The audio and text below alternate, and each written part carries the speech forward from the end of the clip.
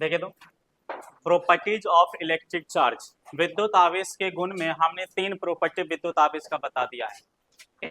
हमारा ये था कि विद्युत आवेश समान आवेश होगा तो रिपल्सन होगा और विपरीत आवेश होगा तो आकर्षण होगा। एक और प्रॉपर्टी हमारा क्या था, एक प्रॉपर्टी हमारा ये था कि विद्युत आवेश एक अदिश राशि है। क्यों अदिश राशि है, अदिश सदिश क्या होता है, इसकी हमने 10-15 मिनट एक्स्ट्रा समय लेकर चर्चा करा था लास्ट क्लास में। फिर उसके बाद हमने बताया विद्युत आवेश मूल भौतिक राशि है या व्युत्पन्न भौतिक राशि, हमने इसकी भी चर्चा करा था। मूल भौतिक राशि क्या होता है, व्युत्पन्न भौतिक राशि क्या होता है, लास्ट लेक्चर में, लेक्चर नंबर 7 में। आज हम लोग चौथा प्रॉपर्टी देखते हैं। देखिए प्रॉपर्टी नंबर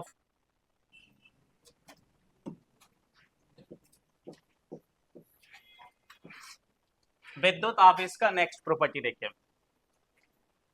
अच्छा, केवल भौतिक राशि बना लेने से हमारा काम फिजिक्स में नहीं चलता है। जैसे लंबाई एक, इसको बंद कीजिए, जैसे लंबाई एक भौतिक राशि है, तो केवल लंबाई बना लेने से हम लंबाई को कंप्लीटली नहीं समझ सकते हैं। हमें भौतिक राशि बनाने के बाद उस भौतिक राशि को मापने के लिए एक इकाई की जरूरत होती है, एक लैंग्वेज, एक भाषा की जरूरत होती है, जिस भाषा में हम उस भौतिक राशि को क्या कर सके, माप सके। तो भौतिक राशि को मापने के लिए एक इकाई की जरूरत होती है। जैसे लंबाई को मापने के लिए हमने क्या बनाया हुआ है, मीटर। लंबाई को हम मीटर में मापते हैं, इसलिए मीटर को लंबाई का हम मात्रक बोलेंगे, यूनिट बोलेंगे।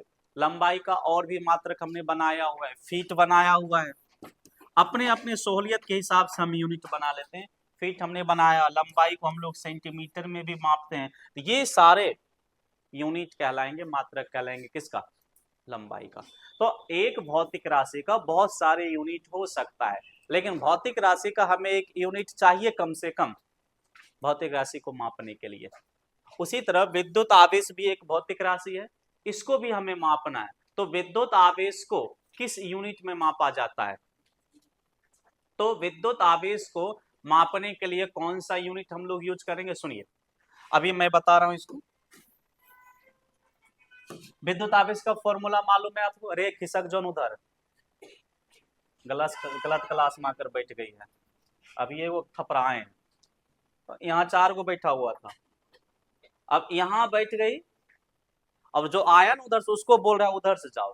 और कितना पागल टाइप का बच्चा रहा होगा, उसको इतना नॉलेज नहीं है कि इधर से कैसे जाएगा बच्चा। और ये सब यही है कि लोअर क्लास में संस्कार दिया नहीं जाता है टीचर के द्वारा, या टीचर लोग देते हैं तो फैमिली से ही उसको संस्कार नहीं मिलता है। सोचो क्लास में आतंकवादी वाला सोच रखता है, ये कल को बड़ा मंत्री या ऑफिसर बन जाए तो ये अपना घर पहले भरेगा, वो थोड़े दिखेगा नियम क्या है, रूल क्या है, पहले अपना घर भर लेगा। ये सब बच्चा, ऐसे बच्चा आगे ना ही बढ़े तो बेहतर है समाज के लिए, तो बहुत बड़ा खतरा हो जाएगा ये सब बच्चा समाज के लिए। जो क्लासरूम में इस तरह की मानसिकता को पाल कर रखेगा, आप सोच लीजिए क्लासरूम में यदि आतंक वाले मानसिकता को पाल कर रखेगा, ये भेदभाव वाली मानसिकता को पाल कर रखेगा, कहाँ जाएगा ये सब बच्चा। और दूसरी चीज, ऐसा नहीं कि यहाँ अलग अलग समाज से, कोई पाकिस्तान से, कोई जापान से लोग आ रहा है, आसपास के ही लोग हैं, एक ही लगभग एक समाज के लोग हैं, उसके साथ इस तरह का बर्ताव कर रहा है। को हम एक यूनिट में मापेंगे। ये यूनिट क्या है, देखें, विद्युत आवेश Q बराबर I इंटू टी। ये एक फॉर्मूला होता है चार्ज का, हम लोग यूज करेंगे आगे जाकर। विद्युत धारा का ऐसा ही मात्रक एम्पियर, समय का सेकेंड। देखिए विद्युत आवेश का ऐसा ही मात्रक हो गया एम्पियर सेकेंड, दिमाग में से सेट कर लेना है। विद्युत आवेश का SI मात्रक एम्पियर सेकेंड। इस एम्पियर सेकेंड को हम लोग कूलम बोलते हैं। चार्ल्स डी कूलम एक फौजी इंजीनियर थे, उन्होंने, वैज्ञानिक थे, उन्होंने चार्ज पर बहुत काम करा था कूलम साहब ने, इसलिए एम्पियर सेकेंड को हम कूलम साहब के सम्मान में इस एम्पियर सेकेंड को क्या बोल देते हैं, कूलम। तो हमें याद रखना है चार्ज का SI मात्रक क्या याद रखना है, कूलम। और कूलम किसके बराबर होगा, एम्पियर सेकेंड के बराबर होगा। तो इसको हम लोग लिख सकते हैं कि एक कूलम कूलम को कैपिटल सी से लिखेंगे, एक कूलम बराबर 1 एम्पियर सेकेंड। आपके एग्जाम में पूछता है, आपके एग्जाम में क्वेश्चन पूछेगा कि एक कूलम किसके बराबर है, या आगे जाकर हम पढ़ेंगे एक फैराड किसके बराबर है, आगे जाकर हम पढ़ेंगे एक एम्पियर किसके बराबर होता है, आगे जाकर पढ़ेंगे एक वोल्ट किसके बराबर होता है, आगे जाकर पढ़ेंगे और भी पढ़ेंगे एक ओम किसके बराबर होता है। ये सब एक कूलम, एक फैराड, एक एम्पियर, एक वोल्ट, एक ओम, ये सारी चीजें आगे जाकर हम लोग पढ़ेंगे। अभी हम किसको देख रहे हैं, एक कूलम। तो एक कूलम 1 एम्पियर सेकंड के बराबर होगा, और एम्पियर सेकंड बोल लीजिए कूलम के बराबर होगा। तो विद्युत आवेश का ऐसा मात्रक एम्पियर सेकंड होता है, इसे कूलम कहा जाता है। लिखिए, तो लिखिए, विद्युत आवेश का विद्युत आवेश का विद्युत आवेश का विद्युत आवेश का विद्युत आवेश का SI मात्रक, विद्युत आवेश का SI मात्रक, विद्युत आवेश का SI मात्रक, SI मात्रक एम्पियर सेकेंड होता है। एम्पियर सेकेंड आप ऐसे लिख सकते हैं,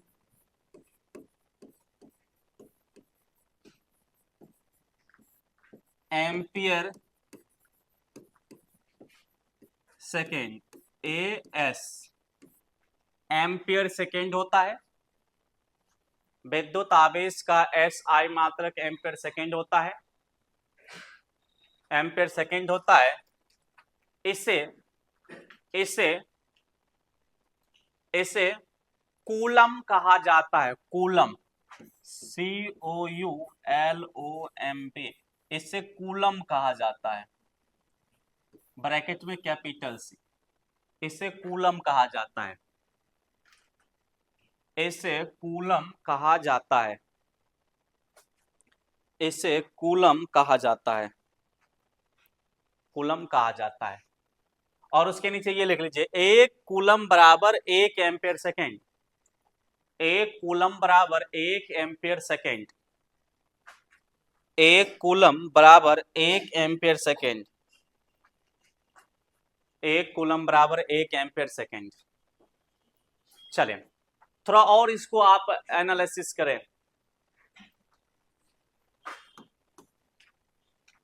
देखिए, अच्छा, इसका दूसरा यूनिट देखिए। अभी जैसा मैंने बताया था कि अलग अलग भौतिक राशि का यूनिट क्या हो सकता है, ये एक भौतिक राशि का कई सारा यूनिट हो सकता है। वो निर्भर करता है कि हम काम कौन सा कर रहे हैं, सहूलियत के अनुसार ही हम लोग यूनिट यूज करते हैं। जैसे हमें इस दीवार की लंबाई यहां से वहां तक मापनी है, मीटर में मापना ज्यादा सहूलियत रहेगा इसको, या सेंटीमीटर में? किसमें? मीटर में? सेंटीमीटर में रहेगा। मीटर में? मीटर में हम मापेंगे यहां से वहां।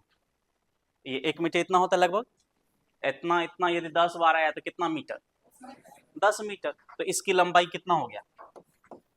10 मीटर। लेकिन यदि सेंटीमीटर में मापेंगे तो ये हो जाएगा 10,000 सेंटीमीटर। कितना? क्या ज्यादा हमारे कैलकुलेशन कौन से, किसमें ज्यादा टफ कैलकुलेशन हो जाएगा? हाँ, सेंटीमीटर में हमारा कैलकुलेशन टफ हो जाएगा।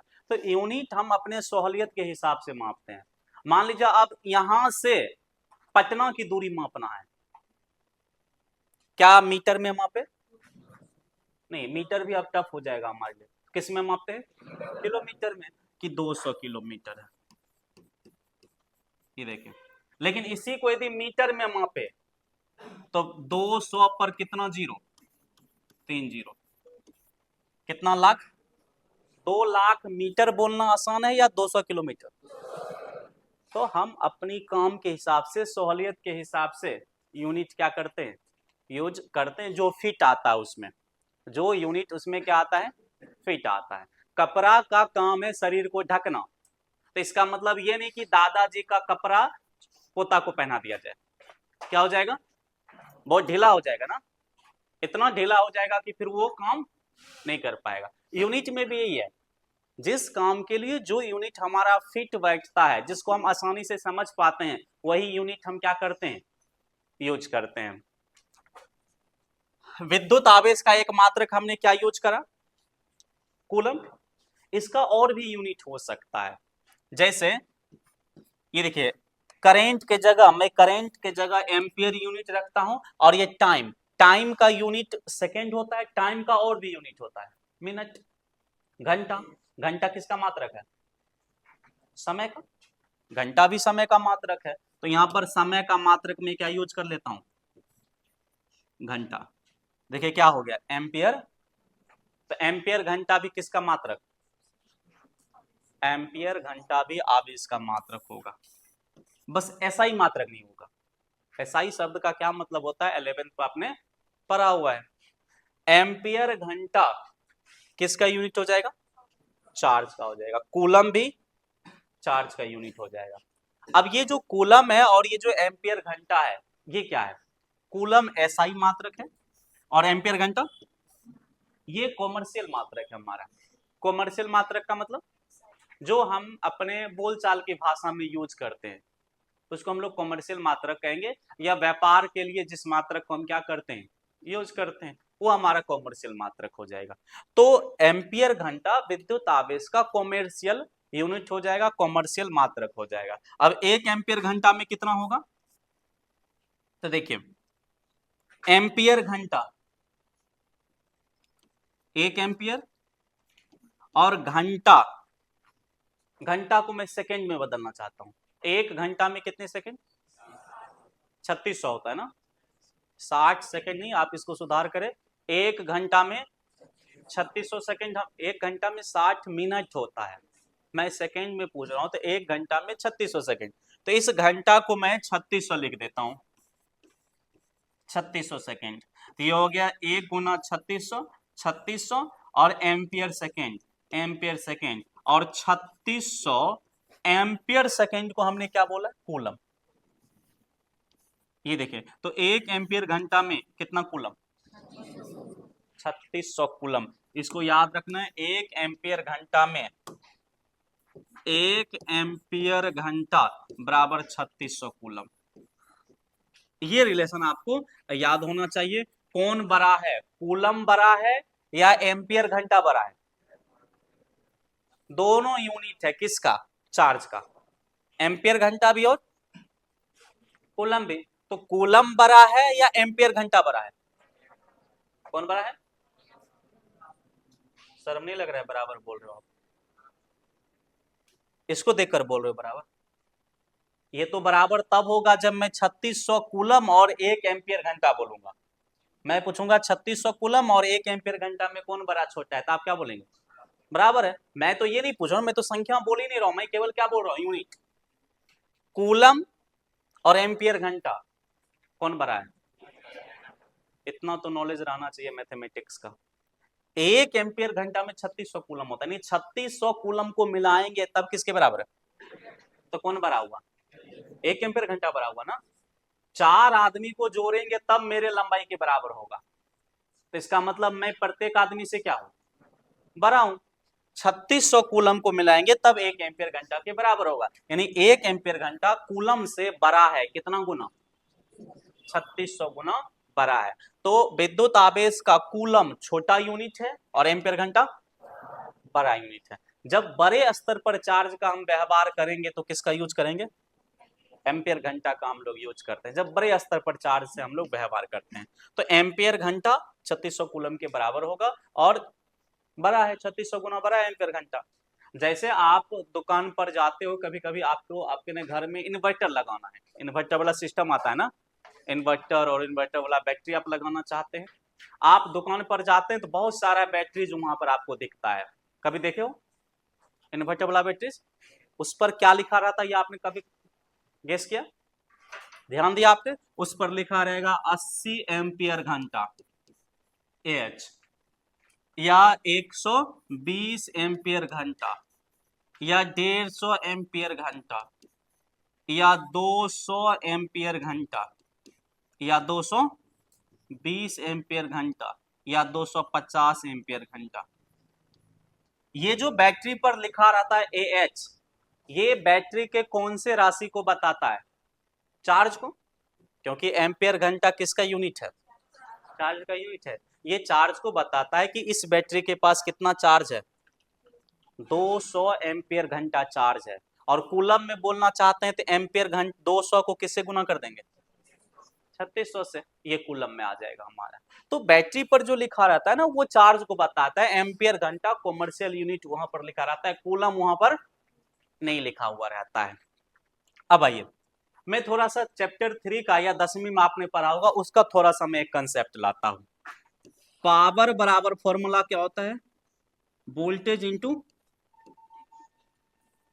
आई, करेंट।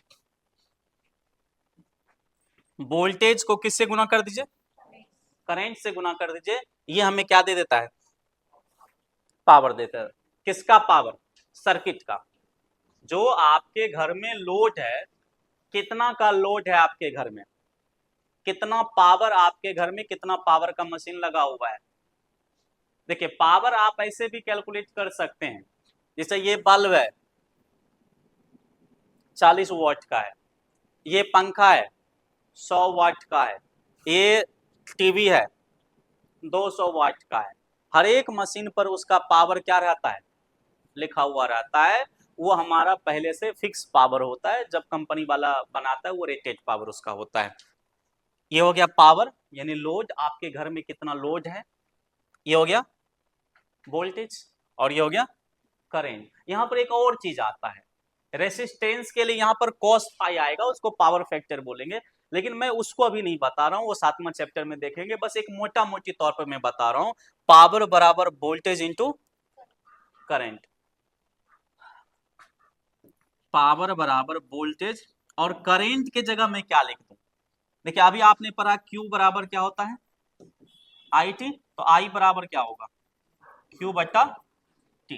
तो इस I के जगह मैं क्या लिख दूं? Q बटा T। टाइम को यहां लाइए, तो मुझे बताइए, इसीलिए हमारे पास एक फॉर्मूला आ गया, टाइम बराबर क्या हो जाएगा? Q इंटू V बटा पावर। ये देखिए, क्या समझ आ रहा है इस फॉर्मूला से? इस फॉर्मूला को देखकर आप रिलेशन निकालिए, सोचिए आपको क्या क्या समझ आ रहा है। सबसे पहले पावर और टाइम को देखिए, क्या रिलेशन है? ऊपर नीचे वाला कैसा रिलेशन होता है? समानुपाती या व्युत्क्रमानुपाती? व्युत्क्रमानुपाती। उल्टा, एक बढ़ेगा तो दूसरा घटेगा। यदि हम पावर बढ़ा दे तो टाइम घट जाएगा। आप अपने घर में पावर बढ़ा दीजिए, जो बैटरी आपने लगाया हुआ है उसका टाइम क्या हो जाएगा? घट जाएगा। वो ज्यादा देर तक नहीं चले। लाइट जब कट जाती है, पावर हाउस वाला बिजली चली जाती है, तो हम लोग के घर में जब हमें बल्ब जलानी होती है तो हम किससे चार्ज लेते हैं? बैटरी से। बैटरी चार्ज देकर हमारे डिवाइस को चलाता है। वो बैटरी हमेशा चार्ज देता रहेगा या एक फिक्स टाइम तक? एक फिक्स टाइम तक चार्ज देता रहेगा। अब कितना समय तक वो बैटरी हमें चार्ज देगा, करंट देगा, उसको कहते हैं बैकअप टाइम। जितना देर तक वो हमें करंट देगा उसको कहते हैं बैकअप टाइम। तो कितना देर तक बैकअप देगा, वो किस पर निर्भर करेगा? पावर पर। यदि पावर अधिक है तो बैकअप टाइम कम हो जाएगा, और यदि पावर कम है तो बैकअप टाइम ज्यादा होगा। तो पावर का ये टाइम कितना देर तक चलेगा, चार्ज, हमारा बैटरी कितना देर तक करंट देगा, ये किस पर निर्भर करेगा? पावर पर। आपके घर में कितना पावर है। दूसरी चीज, समय और चार्ज में क्या रिलेशन है? समानु ऊपर ऊपर है ना। यदि हम चार्ज को बढ़ा दे तो टाइम भी क्या हो जाएगा? बढ़ जाएगा। अब आप दुकान पर जाते हो, दुकानदार को आप बोलते हैं कि हमें इन्वर्टर लेनी है, बैटरी लेनी है, तो दुकानदार को आप क्या बोलते हो? कौन सा बैटरी लेनी है आपको इसमें से? केवल बैटरी लेना ये काफी नहीं रहेगा। आपको बोलना होगा कितने एम्पियर घंटा का बैटरी चाहिए। तो सोचिए कितने एम्पियर घंटा का आपको बैटरी चाहिए, कौन सा लोगे? 250 वाला। क्यों? ज्यादा ज्यादा समय तक चलेगा। चलिए ठीक है, एक आदमी ने दिमाग में ये सोच लिया कि ज्यादा वाला लेंगे 250 वाला या 220 वाला, जो भी ले लीजिए, 250 ही ले लीजिए। क्या सोच कर लिया? ज्यादा देर चलेगा, बस यही सोचा और उन्होंने ले लिया कि ज्यादा देर तक बैकअप टाइम ये हमारा देगा। गांव का व्यक्ति है, देहात से आया हुआ है, उन्होंने ये सोचा कि ज्यादा एम्पियर घंटा ज्यादा चार्ज वाला लेंगे, ज्यादा देर तक बैटरी बैकअप देगा। और उसके घर में एक पंखा लगा हुआ है और 5 गो बल्ब लगा हुआ है 10-10 वाट का। तो 10-10 वाट का 5 बल्ब है, 5 बल्ब गुना 10 वाट कितना? 50 वाट। और एक पंखा लगा हुआ है 50 वाट का। और गांव के लोग ऊपर से कंजूस भी होते हैं। चलिए, बिजली के मामले में कंजूसीपन को हम लोग नेगेटिव वे में देखते हैं, लेकिन कभी कभी ये क्या है, पॉजिटिव है। बिजली यदि आप बचा रहे हो, फालतू खर्च नहीं कर रहे हो, बिजली के मामले में आप कंजूस बन रहे हो, तो अच्छी चीज है। 100 वाट का लोड है उस व्यक्ति के घर में, और वो इन्वर्टर खरीदने गया, और उन्होंने कौन सा इन्वर्टर खरीदा? चलिए आप रखिए, टाइम कितना आएगा, चार्ज कितना हो गया? 250 एम्पियर घंटा। चार्ज 250 एम्पियर घंटा, घंटा में आने देते हैं क्योंकि टाइम हमारा घंटा में आ जाएगा। चलिए, वोल्टेज, ये जो बैटरी तैयार किया जाता है 12 वोल्ट का तैयार किया जाता है, आपने सुना होगा 12 वोल्ट का ये सारे रहते हैं। वोल्टेज कितना हो गया? पावर कितना है उसके घर में? 100 वाट। जीरो जीरो कैंसल, 25 को 12 से गुना कीजिए, 12×5 = 60। चलिए 12×5 = 60, बाकी 6, 12×2 = 24, 6 300 ना। और नीचे क्या है, कितना? 30 घंटा। ये बैटरी कितना देर तक बैकअप देगा? 30 घंटा। लेकिन इस व्यक्ति को मात्र 3 से 4 घंटा बैकअप की जरूरत है। क्यों? क्योंकि ज्यादा से ज्यादा बिजली कितना देर कटती है? 3 घंटा ही कटती है। ज्यादा से ज्यादा कितना? 3 घंटा, 4 घंटा, गांव है तो 5 घंटा कट गई, 6 घंटा कट गई। तो इसको बैकअप टाइम कितना चाहिए? 6 घंटा चाहिए। लेकिन इस बैटरी से कितना मिल रहा है? 30 घंटा। क्या इसके लिए सही है ये? बिल्कुल सही नहीं है। लगा लिया कोई दिक्कत नहीं, लेकिन सही बिल्कुल नहीं है, क्योंकि ये बैटरी खरीदने जाएंगे तो आपको 25,000 रुपया लग जाएगा। 25,000 रुपया ये बैटरी खरीदने जाएंगे तो आपको लग गया। बताइए, इस व्यक्ति ने जो 250 एम्पियर घंटा का बैटरी खरीदा, इसके रिक्वायरमेंट के अनुसार है? नहीं है। चलिए, एक व्यक्ति ने क्या किया, 250 एम्पियर घंटा के जगह सेम, उसी का भाई होगा चचेरा, सेम उसके घर में भी 100 वाट का लोड है, और उन्होंने ये बैटरी खरीद लिया 80 एम्पियर घंटा का 4000 में। इसका कितना बैकअप होगा? तो बैकअप टाइम निकालिए। चार्ज कितना है? 80 एम्पियर घंटा। वोल्टेज 12, वोल्टेज सबका समान रखता है। और पावर 100, ये 0 1 0 कैंसल, कितना? 9.5 घंटा। 12×8 = 96, 10 से भाग देंगे तो ये 9.5 घंटा लगभग, यानी 9 घंटा 6 आ रहा है। तो 9.5 घंटा इसको मानकर चलिए ना, 9.5 घंटा बैकअप देगा। ये देख, दोनों ने खरीद लिया। अब जब बिजली आएगी तो सारा चीज किस पर चलेगा? बिजली पर। जब बिजली चली जाएगी तो किस पर चलेगा? इन्वर्टर पर, बैटरी पर। अब इसका भी चल रहा है, बिजली गई तो, और इसका भी क्या हो रहा है, फिर 2 घंटा में बिजली आ गई, दोनों का बिजली पर चल रहा है। फिर बिजली गई 3 घंटा के लिए, इसका भी 3 घंटा चला, इसका भी 3 घंटा, फिर बिजली गई, का भी चलेगा और इसका भी चलेगा। लेकिन इन्होंने पे कितना किया? और इन्होंने 25,000 पे किया। अब मुझे बताओ, आपने ये वाला खरीदा था अभी, आप मूर्ख हो या ये मूर्ख है? सोचो, शर्म लग रहा है तो अपने मने मन सोच कर आ जाओ, बोलने की जरूरत नहीं है। तो ये खरीदना थोड़ा सा मूर्खता है। यानी कितने एम्पियर घंटा, आपको जरूरत कितना चार्ज का है उतना चार्ज आप लेंगे ना। आपके घर में 4 आदमी है तो एक टोपिया चावल नहीं बनाएंगे ना, ज्यादा बेकअप हो जाएगा वो, 5 दिन तक चलते रहेगा आपका लगातार वो, जबकि 5 दिन तक हमें चलाने की जरूरत नहीं है, क्योंकि अगला बेकअप तो कल हमारा तैयार हो जाएगा फिर से खाना वाला। तो इसलिए हम अपनी रिक्वायरमेंट के अनुसार क्या कर सकते हैं, सिलेक्शन कर सकते हैं। बाकी इसमें ये साढ़े 9 घंटा जो मैं निकाल रहा हूं ये एक्यूरेट इतना आता नहीं है, इससे कम आता है, क्योंकि हमारे घर में एक पावर फैक्टर होता है रेसिस्टेंस के कारण, पावर फैक्टर, उस पावर फैक्टर को अभी मैं कैलकुलेट नहीं कर रहा हूं, वो एसी वाले चैप्टर में हम लोग देखेंगे। मोटा मोटी एक मैं बता रहा हूं कि आपके घर में जितना लोड है उसके तर्ज पर आप क्या कर सकते हैं, सिलेक्शन कर सकते हैं। ये बैटरी का सिलेक्शन मैं बता रहा हूं, इन्वर्टर का नहीं। वो तो इन्वर्टर का सिलेक्शन वो निर्भर करेगा घर में कितना लोड है। यदि आपके घर में 100 वाट का लोड है तो आप 500 वाट का इन्वर्टर खरीद लो। यानी आपके घर में जितना पावर है ना उससे ज्यादा वाट का क्या होना चाहिए, इन्वर्टर होना चाहिए, 200-300 वाट ज्यादा। चलिए, तो एम्पियर घंटा किसका यूनिट हो गया, चार्ज का यूनिट हो गया, और ये कॉमर्शियल यूनिट हो गया, और इसको हम यूज करते हैं।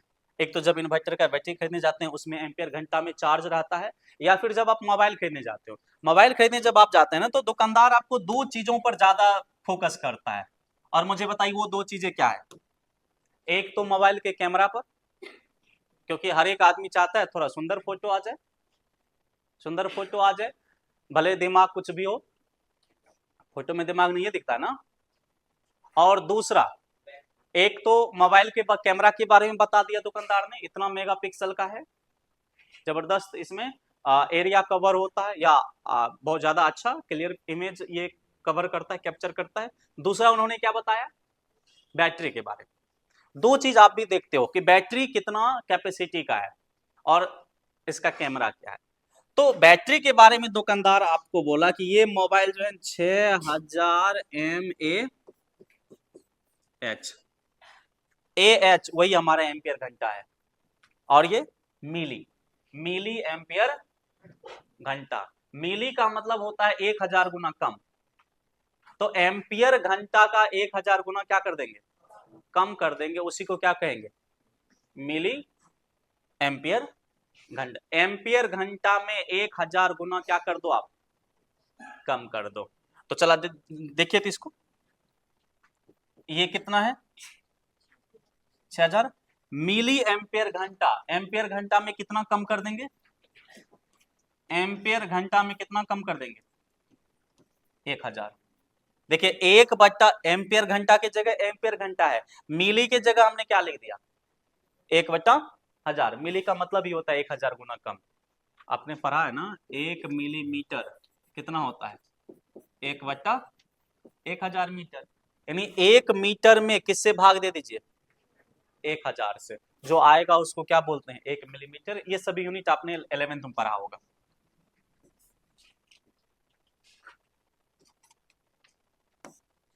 ये देखिए कैंसिल हो गया, कितना बचा, 6 एम्पियर घंटा। 6 एम्पियर घंटा।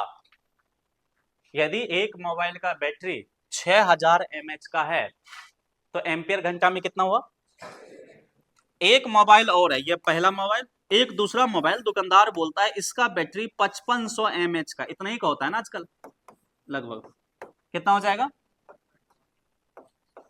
5.5 एम्पियर घंटा। तो आप देख लीजिए किसका चार्ज ज्यादा है, इसका। और हमें पता है जिसका क्यू चार्ज ज्यादा होगा उसका टाइम ज्यादा होगा, बैकअप टाइम ज्यादा होगा। ये ज्यादा देर तक आपको बैकअप देगा और ये उससे थोड़ा कम समय तक बैकअप देगा। टाइम बराबर चार्ज, इसका चार्ज कितना है 6। वोल्टेज मोबाइल के बैटरी का नहीं, 12 पर हम लोग नहीं बनाते, मोबाइल का बैटरी 12 वोल्ट का नहीं, 9 वोल्ट का, 6 वोल्ट का, 2 वोल्ट का, 12 वोल्ट का हम लोग नहीं बनाते हैं। तो 9 वोल्ट ले लीजिए, या आप अपने मोबाइल का बैटरी खोलकर देखना, उसके पीछे लिखा हुआ रहेगा कितने वोल्ट का है। 9 वोल्ट का वोल्टेज, 9 पावर। अब ये मोबाइल का पावर निर्भर करता है कि आपका मोबाइल कौन सा है, छोटका मोबाइल है या बड़का मोबाइल है, उसमें कितना एप्लीकेशन यूज हो रहा है। छोटे वाले मोबाइल में ज़्यादा एप्लीकेशन नहीं होता है, इनबिल्ट एप्लीकेशन पहले से उसमें सभी एप्लीकेशन होता है, आप अलग से उसमें एप्लीकेशन नहीं डाल सकते हो, तो उसकी पावर क्या होगी, कम होगी। मान लीजिए कि 6 वाट पावर है, 5 वाट पावर है, यही होता है 6 वाट, 5 वाट, 10 वाट, 12 वाट, यही पावर होता है मोबाइल का, इससे ज़्यादा नहीं होता है। 6 6 कैंसल, कितना, 9 घंटा। तो 6000 mAh का बैटरी है, तो कितना बैकअप दे रहा है, 9 घंटा अप्रोक्स वो बैकअप हमें दे रहा है, 9 घंटा। अब एक दिन में आप 9 घंटा यूज कर रहे हैं लगातार, तो एक दिन चलेगा। 9 घंटा लगातार आपने 2 दिन में यूज किया, आज 4.5 घंटा, कल 4.5 घंटा, तो 2 दिन तक ये चलेगा। इसका बैकअप क्या रहेगा, कम रहेगा।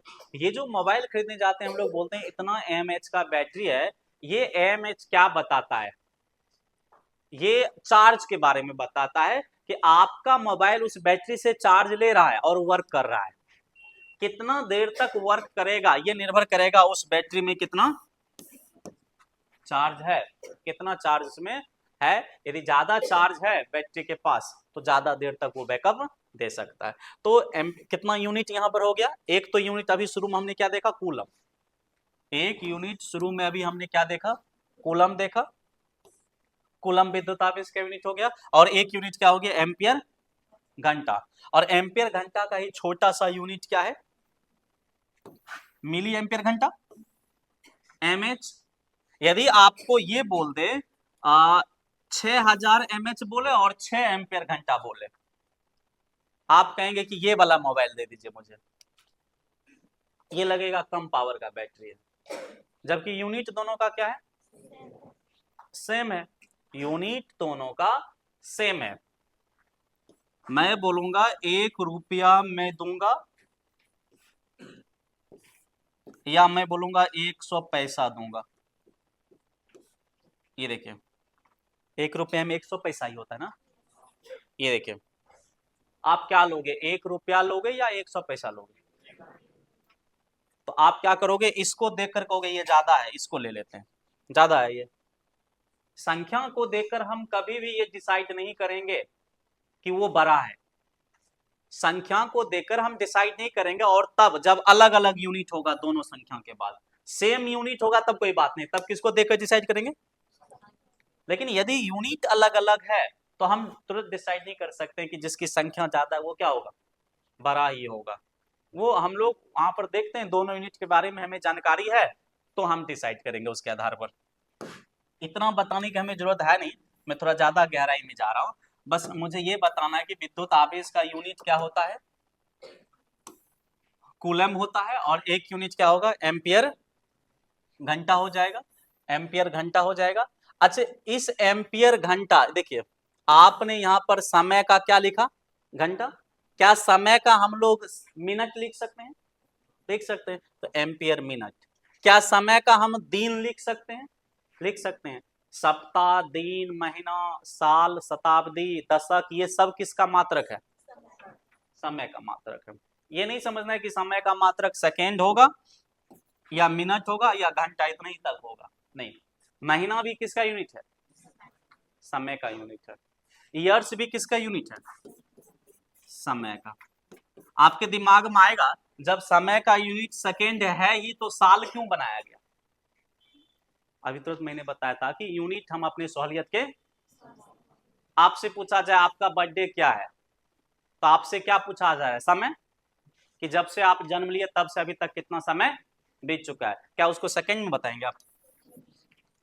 बताने में आपका भी माथा पागल और सुनने वाला भी कोमा में जाएगा। क्या आपका बर्थडे मिनट में बताया जाए, नहीं, ये भी बहुत, ये टफ हो जाएगा। घंटा में ये भी टफ होगा। तो बर्थडे बताने के लिए सबसे अच्छा यूनिट क्या है, हाँ ईयर्स। आप ईयर्स बोल दो, ये ज्यादा बेहतर है। नहीं सेकेंड में बोलना चाहते तो हर एक सेकेंड आपका चेंज होता जाएगा, क्योंकि सेकेंड बहुत ही छोटा यूनिट है। तो हम अपनी सहूलियत के हिसाब से यूनिट यूज करते हैं। 11th में आपने पढ़ा होगा, सारा चीज बताया होगा 11th में। चलिए इसको मैं लिखा देता हूं, एक नोट लिखे उसके नीचे।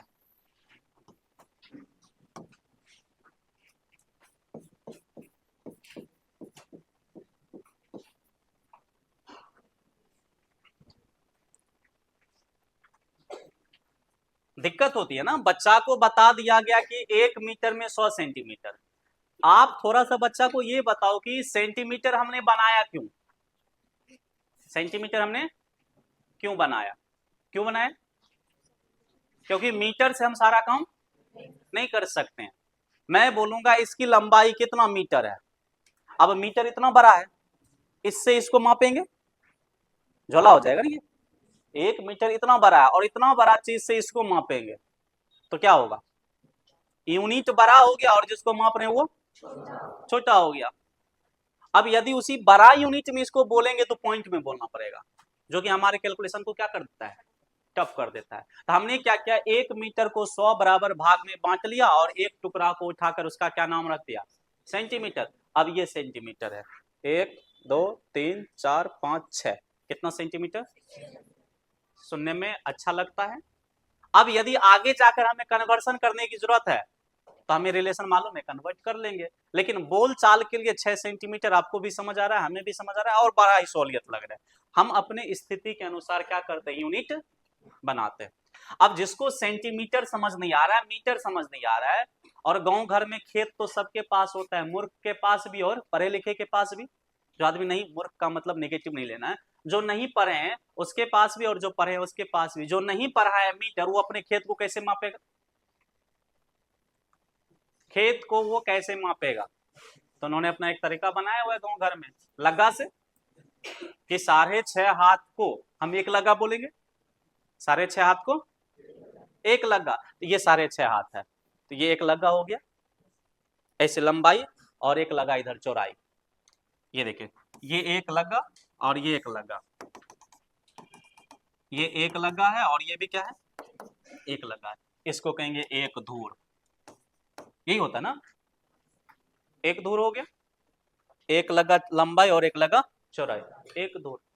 लेकिन मुझे बताइए, ये एक लग्गा, ये जो लग्गा वाला यूनिट यूज कर रहे हैं, और मीटर वाला, ये 1 मीटर और ये 1 मीटर, ये क्या हो गया, 1 मीटर स्क्वायर। कौन ज्यादा एक्यूरेट है, ऊपर वाला या नीचे वाला? ये ज्यादा एक्यूरेट है, ये एक्यूरेट नहीं है। क्यों नहीं है? क्योंकि हाथ बड़ा और छोटा हो सकता है। अब एक आदमी कहेगा नहीं, मेरे हाथ से लग्गा मापा जाएगा, अब उसका हाथ बड़ा बड़ा है, 10 फीट का आदमी है, 10 फीट का नहीं होता है लेकिन बड़ा आदमी, उसका हाथ बहुत लंबा है, तो उसके हाथ से यदि लग्गा बनाया जाए तो लग्गा की लंबाई क्या होगा, बड़ा होगा। अब उस व्यक्ति के हाथ से ये आ गया, ये देखिए, ये एक धूर आ गया। अब ये बड़ा है और ये छोटा है, लेकिन इसको भी हम एक धूर बोल रहे हैं, इसको भी एक धूर बोल रहे हैं। प्रॉब्लम हो रही है कि नहीं? हाँ, प्रॉब्लम हो रही है। इसलिए ये हमारा स्टैंडर्ड यूनिट नहीं है। और ये कौन सा है? स्टैंडर्ड का मतलब ना ही बड़ा और ना ही छोटा, सबके लिए एक जैसा होना चाहिए। तो फिजिक्स में हम कौन सा यूनिट हमेशा पढ़ते हैं? स्टैंडर्ड यूनिट पढ़ते हैं। लेकिन अभी भी जब भी खेत का मापी उपी होता है, किसमें होता है? क्या ये स्टैंडर्ड है हमारा? ये बिल्कुल स्टैंडर्ड नहीं है हमारा। फिर भी हम क्या करते हैं, अपना काम चलाते हैं, इसी से चलाते हैं। लेकिन पढ़ना हमें दोनों का है। सब 11th की बात है, मुझे 11th का बोलना पड़ता है। चलिए लिखिए, देखिए विद्युत आवेश का एक अन्य मात्रक, विद्युत आवेश नोट करके, विद्युत आवेश का एक अन्य मात्रक। अभी हमारी चर्चा किस पर हो रही है? मात्रक, केवल किस पर? मात्रक पर। आवेश का मात्रक पढ़ना है, लेकिन मात्रक होता क्या है इसके बारे में मैं अलग अलग तरीका से बोल रहा हूं। विद्युत आवेश का एक अन्य मात्रक, ये देखिए, ये लिख लीजिए,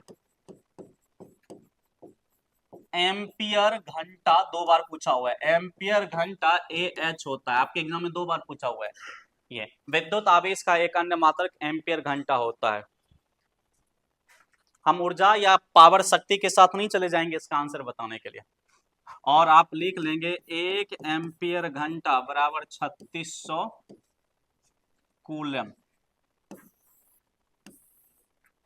और उसके नीचे लिख लेंगे एक और नोट, विद्युत आवेश का एक और यूनिट होता है फैराडे। सुना है आपने, सुना होगा, केमिस्ट्री वाले सर इस पर चर्चा करेंगे। 1 फैराडे 96,500 कूलम। तो विद्युत आवेश का 3 यूनिट हमने यहां बताया, कूलम, एम्पियर घंटा और फैराडे। 1 एम्पियर घंटा 3600 कूलम के बराबर और 1 फैराडे 96,500 कूलम के बराबर। तो सबसे बड़ा यूनिट कौन हुआ, कूलम, एम्पियर घंटा या फैराडे? फैराडे। फैराडे बहुत बड़ा यूनिट हो जाएगा चार्ज का। और भी आगे जाकर हम यूनिट यूज करेंगे चार्ज का। अब मुझे बताइए, हम अलग अलग यूनिट क्यों यूज करते हैं? अपने काम को क्या करने के लिए, आसान करने के लिए, ताकि हमारा काम आसान हो।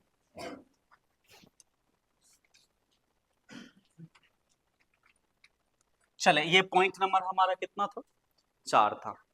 अब उसके बाद हम लोग 5वां पॉइंट देखते हैं।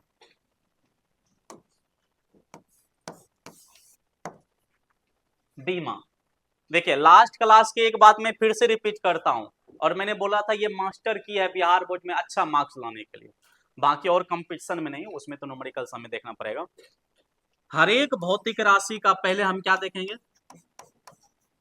परिभाषा, फिर सूत्र, फिर मात्रक, फिर बीमा, और उसके बाद अधिशय। ये 5 चीज हर एक भौतिक राशि का कर लीजिए, आप बेहतर कर पाएंगे बोर्ड एग्जाम में। मैक्सिमम क्वेश्चन इसी से आपको पूछेगा। परिभाषा याद कर लीजिए उस भौतिक राशि का, सूत्र याद कर लीजिए, मात्रक याद कर लीजिए, बीमा और अधिशय। तो अभी हमारा एक ही भौतिक राशि आया है सामने, क्योंकि ज्यादा दिन हमने पढ़ा नहीं है, और वो ये भौतिक राशि क्या है, विद्युत। तो विद्युत आवेश का परिभाषा आपने देख लिया है, सूत्र अभी नहीं हुआ है, चर्चा में करता हूं लेकिन अभी इसके सूत्र को रहने दीजिए। मात्रक अभी आपने पढ़ लिया, कूलम, एम्पियर सेकंड के बराबर, या फैराडे या एम्पियर घंटा। अधिशय, सदिश, ये हमने पढ़ लिया। तो 2 चीज बाकी है, सूत्र और, चलिए इसका बीमा हम लोग देखते हैं। तो विद्युत आवेश का बीमा क्या होगा, बीमा देखिए, विद्युत आवेश Q बराबर क्या होता है, IT। बीमा किसको कहते हैं? अब ये सब याद नहीं होगा तो टीचर क्या ही कर सकता है, सारा 11th का या उससे लोअर क्लास का है। बीमा का मतलब है कि किसी भौतिक राशि में कोई भौतिक राशि जितनी बार आती है वही उसकी क्या होती है। जैसे शरीर में हाथ कितने बार, 2 बार, तो शरीर की बीमा हाथ में कितना होगा, 2। शरीर की बीमा कान में, 2। शरीर की बीमा आंख में, 2। शरीर की बीमा आप ले लो नाक में, 1, कि शरीर में नाक कितने बार, 1 बार आता है। उसी तरह विद्युत आवेश में कौन कितने बार आ रहा है, वही विद्युत आवेश की क्या होगी, बीमा होगी। बीमा को हमेशा कैपिटल लेटर से लिखते हैं। लंबाई का बीमा होता है capital L, length capital L। समय की बीमा होती है capital T, T for time, हमेशा बड़ी अक्षर में। द्रव्यमान की बीमा कैपिटल M। विद्युत धारा की बीमा कैपिटल A या कैपिटल I। ये 4 याद रखिए, 6-7 चैप्टर तक ये आपका काम चला देगा, ये बीमा है। तो चलिए देखिए, यहाँ विद्युत आवेश का बीमा निकालना है। ये है करेंट, करेंट की बीमा A, और ये समय, समय की बीमा T। या फिर करेंट की बीमा क्या लिख सकते हैं, I, और समय की T। तो विद्युत आवेश का बीमीय सूत्र हो जाएगा AT या IT। इसका मतलब है, ये देखिए, AT चार्ज की बीमा है, इसका मतलब है कि समय चार्ज में कितने बार, 1 बार, और करंट भी कितने बार। यदि यहां पर 2 रहा था तो इसका क्या मतलब, समय 2 बार आ रहा है, समय 2 बार आ रहा है। तो याद रखना है, विद्युत आवेश का बीमीय सूत्र AT या, एक मैं भौतिक राशि देता हूं अल्फा, और इसका बीमीय सूत्र है MLT, ML2 T-2। देखिए, इस भौतिक राशि में द्रव्यमान कितने बार, एक बार ना, क्योंकि द्रव्यमान पर पावर कितना है, कुछ नहीं तो एक।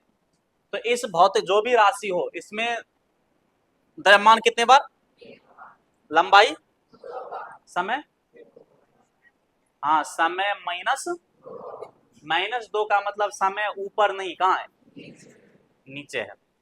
बेमास हम ये पता कर सकते हैं। अब आपको बोला जाए कि द्रव्यमान को 2 गुना बढ़ा दिया गया है, तो ये कितना गुना बढ़ेगा, 2 गुना। लंबाई को 2 गुना बढ़ाया है, तो ये 2 का क्या स्क्वायर करेंगे, 2 का स्क्वायर, ये कितना गुना, और ये 2 गुना बढ़ा तो ये 4 गुना घट जाए। ये सारा चीज 11th का है, आप रिवीजन करेंगे जाकर, मुझे बताना नहीं चाहिए सब, फिर भी मैं बता रहा हूं। बीमा से हम बहुत सारी चीजों को क्या कर सकते हैं, निकाल सकते हैं, पता कर सकते हैं। खैर छोड़िए, विद्युत आवेश का बीमीय सूत्र आपको याद रखना है, एटी या आईटी। किसी भी राशि का अपने चाल का बीमीय सूत्र निकालना है, किसका, क्या आता है, दूरी बटा समय, दूरी का एल, समय का टी, हो जाएगा एल, टी पर पावर कुछ नहीं तो एक, ऊपर जाएगा एल टी -1, चाल का क्या हो गया। अब समय बढ़ाएंगे तो चाल क्या होगा, घटेगा, क्योंकि इसमें क्या है, और दूरी बढ़ाएंगे तो चाल भी क्या होगा। लेकिन जब एक राशि का रिलेशन दूसरे के साथ लेते हैं तो जो दूसरा राशि तीसरा होता है उसको क्या रखेंगे, नियत, उसको स्थिर रखेंगे। तब आपको ये याद रखना है, चार्ज का बीमीय सूत्र एटी या आईटी। लिखे तो देखिए, विद्युत आवेश का बीमीय सूत्र, विद्युत आवेश का बीमीय सूत्र, विद्युत आवेश का बीमीय सूत्र एटी या आईटी होता है। विद्युत आवेश का बीमीय सूत्र एटी या आईटी होता है, आईटी होता है।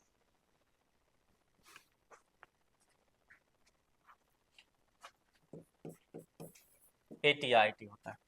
अच्छा, विद्युत आवेश को एक वस्तु से दूसरे वस्तु में ट्रांसफर किया जा सकता है, क्या जा सकता है, बड़ा ही नॉर्मल प्रोसेस है।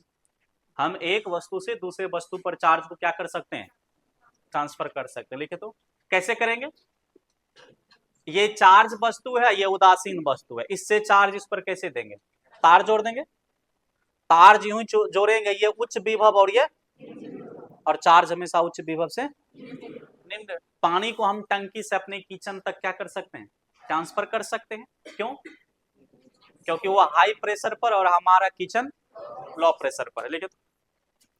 देखिए विद्युत आवेश को, विद्युत आवेश को, विद्युत आवेश को, विद्युत आवेश को एक वस्तु से दूसरे वस्तु में, विद्युत आवेश को एक वस्तु से दूसरे वस्तु में, एक वस्तु से दूसरे वस्तु में स्थानांतरित किया जा सकता है, स्थानांतरित किया जा सकता है। विद्युत आवेश को एक वस्तु से दूसरे वस्तु में स्थानांतरित किया जा सकता है, स्थानांतरित किया जा सकता है। एग्जाम्पल लिखेंगे, इजी करके लिखें एग्जाम्पल। देखिए, जब किसी उदासीन वस्तु को, जब किसी उदासीन वस्तु को, उदासीन वस्तु को, जब किसी उदासीन वस्तु को किसी आवेशित वस्तु के साथ, किसी आवेशित वस्तु के साथ, किसी आवेशित वस्तु के साथ चालक तार द्वारा संयोजित किया जाता है, चालक तार द्वारा संयोजित किया जाता है, चालक तार द्वारा संयोजित किया जाता है, चालक तार द्वारा संयोजित किया जाता है, तो जब किसी उदासीन वस्तु को आवेशित वस्तु के साथ चालक तार द्वारा संयोजित किया जाता है तो विद्युत आवेश का स्थानांतरण, तो विद्युत आवेश का स्थानांतरण तो विद्युत आवेश का स्थानांतरण, विद्युत आवेश का स्थानांतरण, विद्युत आवेश का स्थानांतरण आवेशित वस्तु से उदासीन वस्तु पर होने लगता है। तो विद्युत आवेश का स्थानांतरण आवेशित वस्तु से उदासीन वस्तु पर होने लगता है। नेक्स्ट क्लास से हम लोग देखेंगे आगे, आज इतना ही करते हैं। तो विद्युत आवेश का स्थानांतरण आवेशित वस्तु से